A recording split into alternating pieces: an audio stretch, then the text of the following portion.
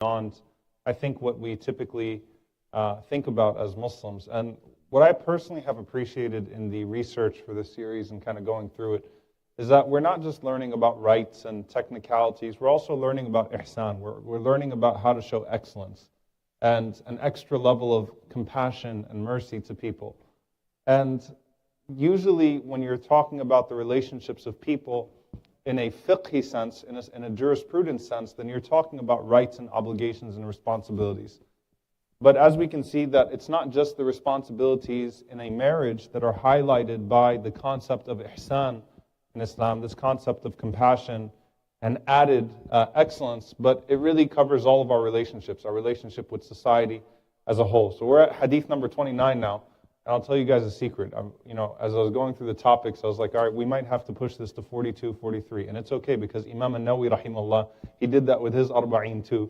With his 40 hadith too became more than 40. So we have to go a few over than we do because a lot of times what I thought were going to be subtopics ended up becoming topics in and of themselves.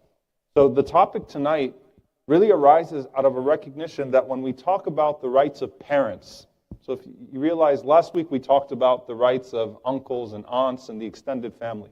And who can give me the order that we take from the hadith of the Prophet ﷺ from last week?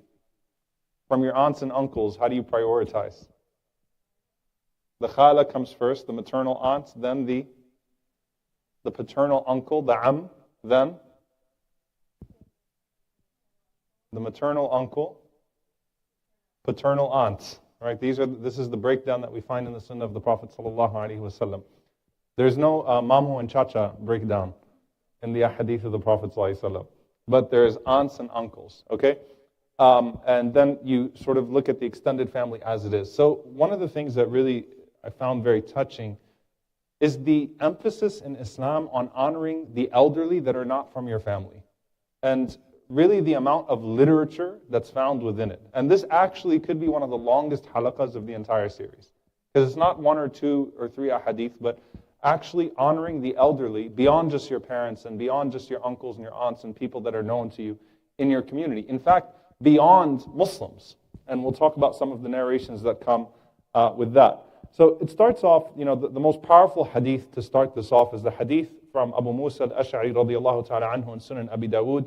The Prophet sallallahu alayhi wa sallam said, "Inna min ijlalillahi ta'ala ikrama dhi shaybati al-Muslim." The Prophet sallallahu alayhi wa sallam said that from a part of revering Allah, showing reverence to Allah, showing glory to God, is honoring the elderly Muslim. So here the Prophet ﷺ specified the Muslim. And then the Prophet ﷺ, in some narrations, he expanded and he said, وَحَامِلَ الْقُرْآنِ, and the one who is a memorizer of the Qur'an, who carries the Qur'an. But the Prophet ﷺ says, غَيْرِ الْغَالِ فِيهِ, but not to go in extravagance in honoring the one who memorizes the Qur'an, but still giving the one who memorizes the Qur'an a certain position. And finally, the Prophet ﷺ said, as-sultan al-muqsit, the just ruler, a fair ruler, that you honor the fair ruler amongst you. All of the ahadith that warn about sultan and ja'ir, the oppressive ruler, the tyrant, the reverse of that is that when we have a good ruler, when we have a good, just authority, that we should honor that authority, that we should show that due reverence, because that's not an easy thing to do. So it starts off, though, with ikram al-shayba, this idea of honoring the person who has gray hair or who has especially attained those gray hairs within Islam.